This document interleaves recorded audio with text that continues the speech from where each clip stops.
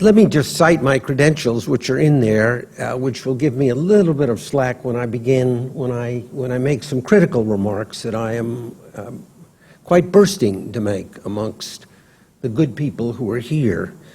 As Faith said, I organized the coalition that put together the International Religious Freedom Act, wrote letters to 150 mission boards saying, you, as a Jew, I can tell you, you cannot be silent in the face of this persecution.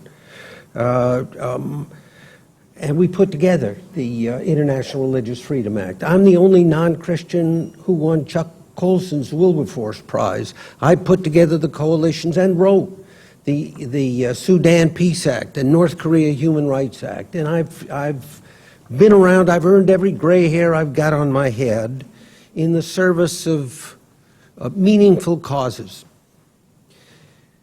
That gives me, I hope, license to begin to comment about the today's conference.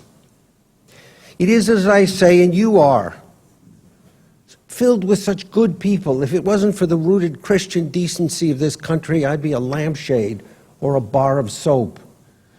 Christian values and a rooted Christianity. The Bible Belt is my safety belt, one rabbi said, and I think he's right. And that runs counter to all of the caricatures of who you are as Christians.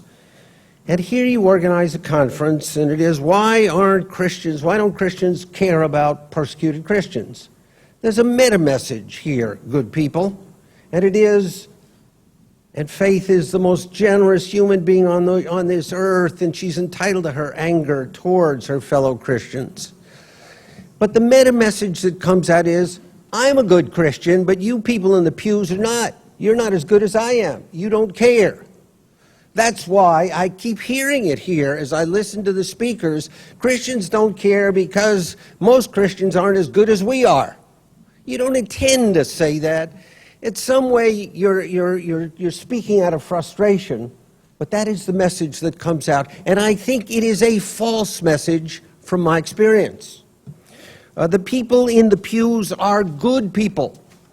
But that message that Christians don't really care in the pews is exactly what I heard when I began the effort to engage the Christian community to pass the International Religious Freedom Act. It turns out that we created, and there was a kind of prairie fire of concern throughout the country. And when congressmen would go back home, they'd be greeted by their pastors who'd say, well, where do you stand on the Wolf-Specter bill? And they'd think, what in the world is that? There were no stories about it in the Washington Post. Well, we had created that groundswell. And the lesson I take from that, and take it from a pro, not only in these fields, I used to get paid enormous sums of money by companies and others to figure out how to make things happen in Washington. The reason why Christians don't care about Christians is because you, the leaders, have not devised shrewd, meaningful, achievable goals for those people in the pews. If all you're doing is tell them care, be better Christians. And so they'll offer up a prayer, they'll give a contribution, and the persecution will continue. What are you then doing? You're inviting them to feel impotent and powerless. You've got to give them targets that move the needle. And they can't be utopian, they've got to be achievable targets. Now that's not easy to do. You've got to be very shrewd about that. Stalin said, a million people killed is a story. One person who is persecuted or murdered is a tragedy. Faith and I have a friend, Zhang Kai, a Chinese lawyer, stayed with us, a very dear friend. He went back to China, began representing the churches and the pastors who were getting sent to jail because they had crosses on their buildings. And the day before he was supposed to meet with the American ambassador for international religious freedom, 9 men came into his house, pulled him away. He was in black arrest for 9 months. At the end of it, he was on Chinese television. This cheerful man is a zombie confessing error. He's now in his village in Mongolia with his family. His wife has been forced to leave him. He hasn't seen his wife or child, and I know the pressures the Chinese government put on children and families to abandon the activists, the Christian activists. Well, I suggested to one of the Christian persecution organizations, instead of just talking generally, how about getting 200,000 Christians to write a letter to the Chinese embassy saying, release Zhang Kai. He just wrote this poignant letter saying, because he's on the verge of getting re-prosecuted. He hasn't actually been jailed. The charges are pending, and they're just about to rearrest him and put him in for 15 years. And his poignant message is, I'll try not to commit suicide. I have faith. And you know that's what he's thinking of. Well, how about 200,000 people writing, free Zhang Kai?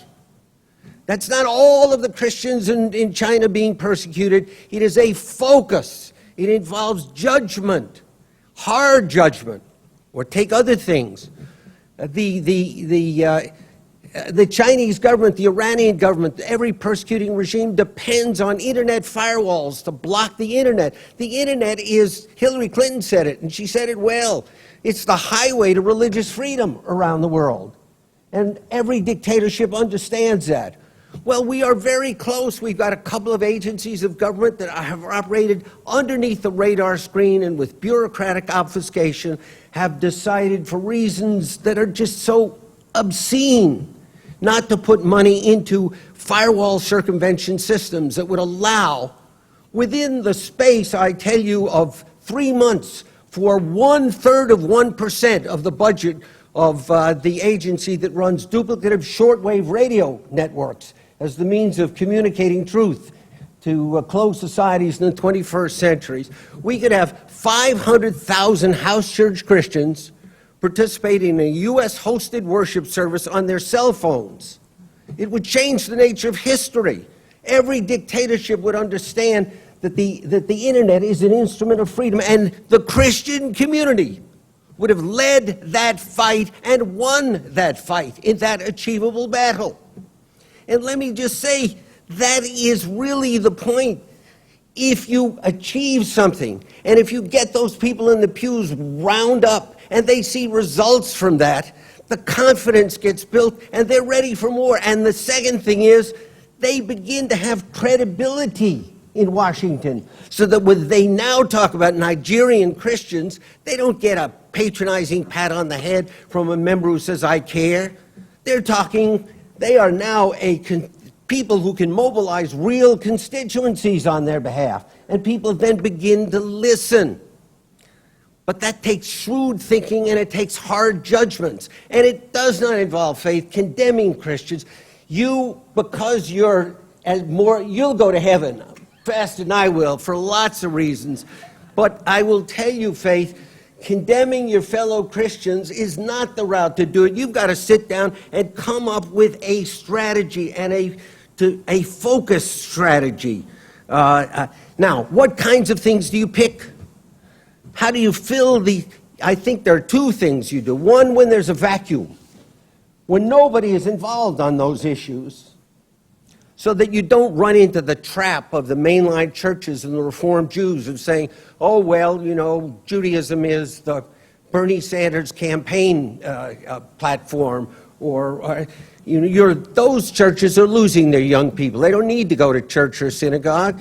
They can abandon the middleman and just join the Sierra Club. And faith-based churches really are the core, and you are the hope for faith in this country, but you therefore cannot take something that is politically debated. You fill a vacuum, and you pick things that can engage right and left, secular and faith-based people. And then you go at it with focus and determination, and you better make sure it's something that's meaningful. But when you win, success builds on success. I'll give you another simple one that involves really some knowledge of how the world works. The Trump administration's been in office almost for a year now, for more than a year, isn't it now, Faith? The number 4 job in the State Department is the so-called J Undersecretary, involved with all the human rights issues. That job has not been filled. There's a vacancy that's gone on for 14 months. Now, I say this somewhat parochially because I put myself up for it. And I've got letters from all sorts of people on the right and left. Listen, I don't care if I get it. Get somebody in that job. You want to help stop persecution of Christians? I'll tell you, getting a good J undersecretary at the State Department and really pushing hard to get that person in will make all the difference. Why? Because the J undersecretary is the guy who chairs the committee that picks the foreign service officers who get to be ambassadors. He sits in on every senior staff meeting. When he goes to a foreign country, he really speaks for somebody who's got the ear of the Secretary of State and the National Security Advisor. Pick somebody, fill that vacancy, and give them no peace until that vacancy is filled. Then you show muscle. Then you show shrewdness. Then you won't be patronized, as you are. I've been in those rooms after earnest people of the sort that I see here have made these heartfelt presentations, and at the end of it, people are nodding, and yes, they feel it. And then as soon as the meeting's over, okay, let's get on to real business, and it's forgotten. That's who you are. And don't blame the people in the pews. Blame yourselves for not being shrewd enough in picking the kinds of targets you should pick. A second point that I've witnessed as an observer of the Christian community, whose health and well-being, in my judgment, is the most critical. I can't think of a more critical thing so that to help ensure that the 21st century doesn't have the rivers of blood flowing through it as the faithless 20th century was. But it's the issue of, and let me say one thing in this regard that I've also learned, another message. People think you need coalitions to pass laws, as if the law was the end. Look, I talk about public engagement, but I know how limited the power of laws and regulations are. But here is the truth of the matter is exactly the opposite of conventional wisdom. What you need, coalitions need efforts to pass laws in order to be alive and vibrant. The laws are the means, not the end. The end is the coalition that Faith is talking about. But you don't need the coalitions to pass the laws. The laws are not that important. The coalitions are. But you need the effort to pass the laws in order to build the coalitions that build on themselves and have multiplier power and get other people to listen to what they have to say. Second observation has to do with the issue of prayer. I have seen Christianity in action in this moving kind of way. Today, you know, the man who read the book and said, I'm selling my house. Let me give you the proceeds to help persecuted Christians. I've seen the Faith McDonalds of this world, and I've been so privileged as an outsider to this community to see it and to share it. But I've also seen what I like to think of as inshallah Christianity. You send up a prayer, and if nothing happens, well, it's not in the Lord's time for Christians to stop being persecuted.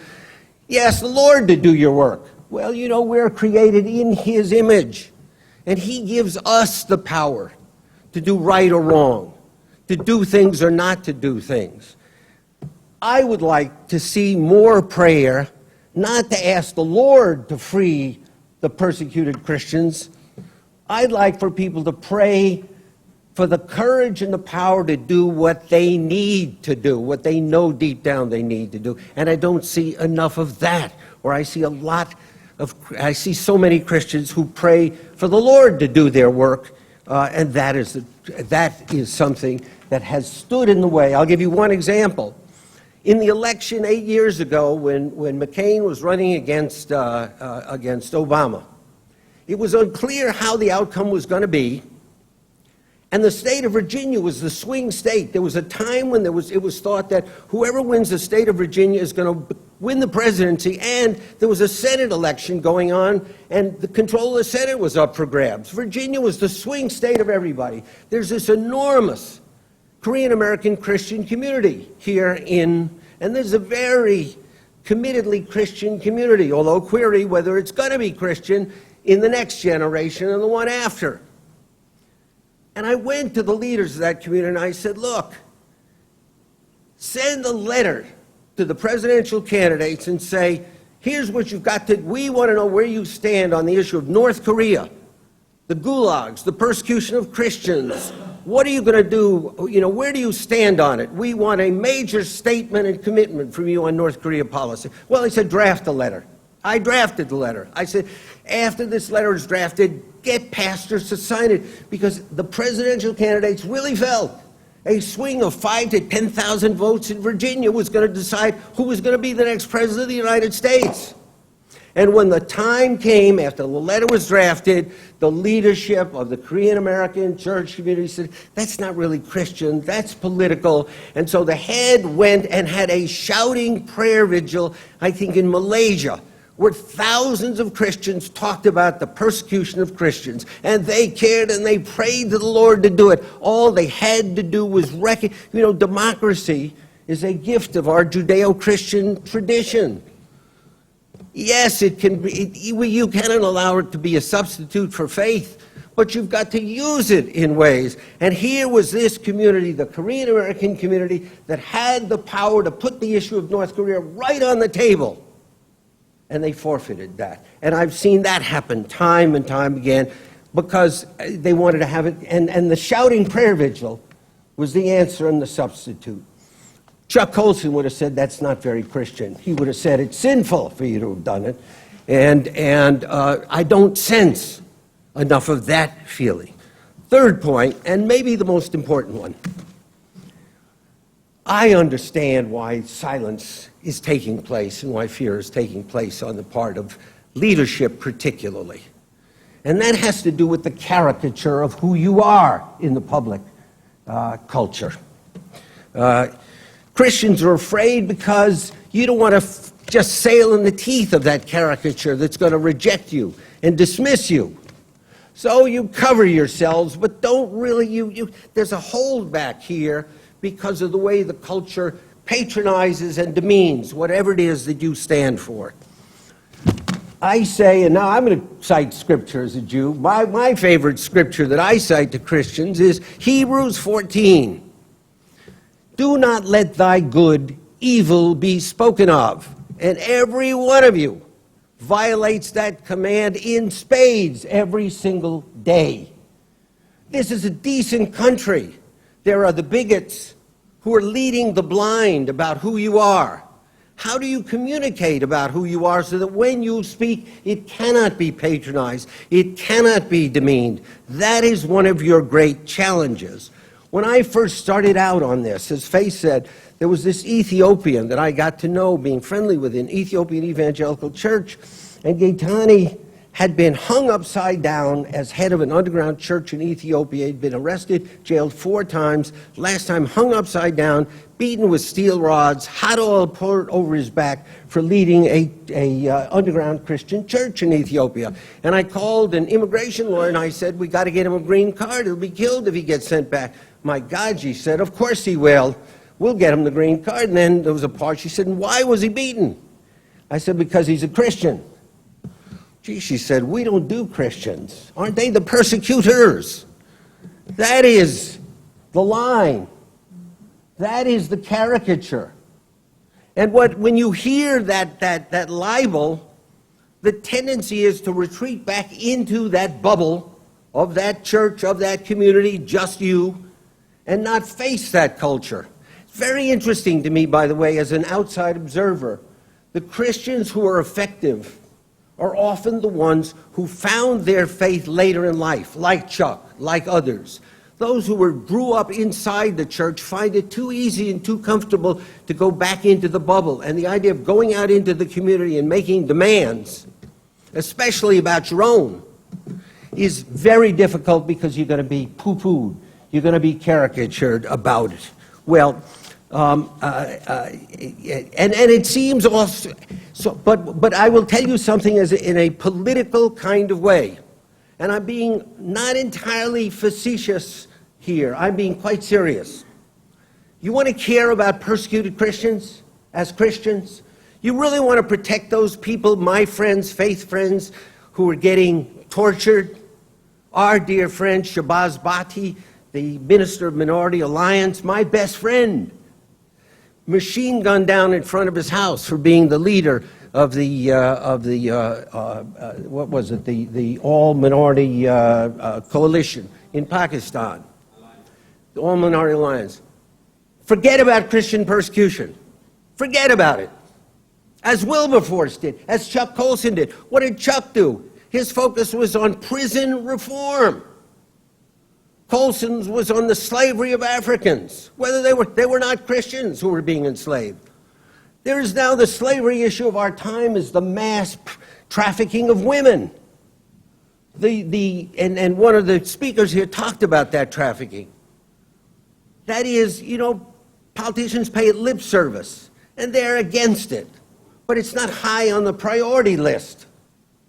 That's the slavery issue of our time. Christians awakened this country in England and in England to the issue of African chattel slavery. Stand up for those girls who are being trafficked as commodities and wake and build left-right coalitions and be the lead spear on the issue of protecting those persecuted and trafficked women subject to female genital mutilation, child marriage, obstetric fistula, mass sex trafficking, maybe 10, 20 million women and girls around the world. Make that a priority issue as Wilberforce made slavery a priority issue. And then when you talk about persecuted Christians, people will listen. And they'll listen for another reason, because you'll be able to say to them, listen, I wish you understood the meaning of the church. I wish you didn't define the church in terms of the sins that have been committed in its name, as sins have been committed, but understand its larger value to everybody, to Christians and non-Christians alike. Let's talk about it. I only insist, though, on one thing, that when I speak of persecuted Christians, you must understand and accept that I am on this issue for the same reason I care about trafficked women. You've established your credentials. But in this context, if it is just some parochial effort of Christians to protect Christians while you don't care about the poor, you don't care about anybody else, you're not going to be listened to. You have got to devise strategies and pick targets that begin to shatter that caricature. As I say, that's what Wilberforce did. To take it in another context, the abortion issue. Sometimes I see Christians calling my wife, who favors abortion, a baby killer. It'd be so much better to say, look, I wish you agreed with me that a fetus is a vulnerable human being. Let's talk about it.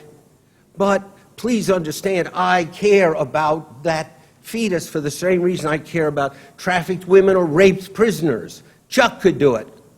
I'm able to do it because of the breadth of the issues that I take on. Too many of you are not able to do it because you don't follow the command of that Hebrews 14 of shattering the caricature of who you are and thinking shrewdly about it, so that your young people will not be afraid to go out in the community and stand up as Christians. So many, I hear these stories of these Ivy League Christians who don't admit to being Christians until their junior years at college. And then they say, by the way, you know, I'm a Christian. And his roommates say, really? How could that be? You know, you're a regular guy. You like all these things. Well, that's the caricature in which you live. And you've got to shatter that so that people will listen to you. And you do it in these kinds of ways by picking the right kinds of targets. And a final point when you do is, and as you do it, you can understand and you will be able to say why it is one of the reasons why Christians should care about Christians. I heard your remarks, and they were quite moving, about the two reasons why Christians should care about persecuted Christians. Let me give you a third, which is really compelling, and which people who are not Christians are going to listen to. And frankly, which people who are Christians are going to listen to more, I suspect, than the 2 points that you made. And it is this. And I'll begin it by telling the story. When I was leading the battle for the passage of the International Religious Freedom Act, and I get these calls at risk of life from Muslim leaders, and they say, you got to keep up that fight for the persecuted church. Muslim leaders in Lebanon, in Egypt, through cutout telephones, and they'd give me incidents of what the radical regimes were doing to persecute Coptic Christians and others. I'd say, well, why do you care? And they'd say, don't you understand If the word goes out that America won't even speak for its own, we know very well that when the radicals come to us, nobody's going to speak for us. And when America defends its own, then we have some sense that America will stand up for us when the chips are down, and we can take on the radicals. When we were trying to pass the International Religious Freedom Act, there was an article by the great New York Times columnist, Anthony Lewis, and he condemned Frank Wolf and some of the others who were trying to pass this act as Christian, all the things that they say about you. And he said, and the reason is that there's this great Chinese human rights hero, the great human rights hero, a man named Wei Jingshang, who had spent 15 years in Chinese prisons and was the symbol, and was indeed the world symbol of freedom. Why aren't you speaking about Wei Jingshang? Well, the irony is, of course, that Frank was one of the few members who was speaking up for Wei Jingshang. But the interesting thing happened. Somehow there was a negotiation, and Wei gets released from Chinese jail while we were trying to pass the International Religious Freedom Act. And he becomes our #1 advocate. He says, I'm not a Christian, but let me tell you, if the Chinese government can't burn down a church, artists, atheists, labor unions will take heed. That's the message of the campaign for Soviet Jewry that Reagan understood. When the word went out that those 10-foot-tall Soviet communists couldn't even burn down a synagogue, they weren't 10 feet tall anymore. You have become the canaries in the coal mine, the Jews of the 21st century. In the 19th and 20th century, if you wanted to know if everybody was free, you didn't need to conduct a fancy human rights survey.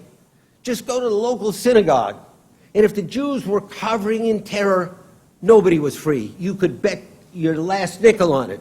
And if the Jews were free to worship, you knew others were free. Well, go to a house church and you'll get exactly the same thing. So by fighting for your own, you are fighting for the freedom of Muslims from the fascists who were taking over the Islamic faith. Have the faith and the ability to say that. Don't be so defensive. But you are defensive because you have not shattered the caricature, and it's hard to fly in the face of that caricature, except when you're talking to each other. And then you blame somebody else for not caring. It won't cut it, Faith, wonderful as you are, at least in my judgment and in my experience. So there it is, and I just sum up by saying what you need to do is 3, and let's even break it down to 4 things. Pick meaningful, achievable goals that enlist left-right support, that fill political vacuums. Do that. And success will breed success. Use prayer to ask for the courage to do what you know you ought to do, and not to ask the Lord to do it for you. Remember, as you pick your targets and as you deal with those Christians in the pews and as you look at yourselves and know that you're not quite ready to give all for this cause, that it has to do with the fear of rejection and dismissal and patronization that comes about because of the false picture you've allowed to be built about what it means to be a Christian. And change that by, again, shrewdly picking targets and taking acts, as Wilberforce did, as Chuck did. The idea that there's Christian persecution, so let's give money to an organization that fights against Christian persecution, and we'll what? Have a prayer vigil and meet with a deputy assistant secretary who will nod his head and then go on to business? Not good enough, Faith. Not good enough. And it's not good enough because the spread of your faith is the hope of my children and my grandchildren in the 21st century. The dictators know it. I wish you knew it better. It is true, and I can say it. But you've got to be shrewd, you've got to be tough, and you've got to begin to question some of your core strategies. Thank you very much for listening.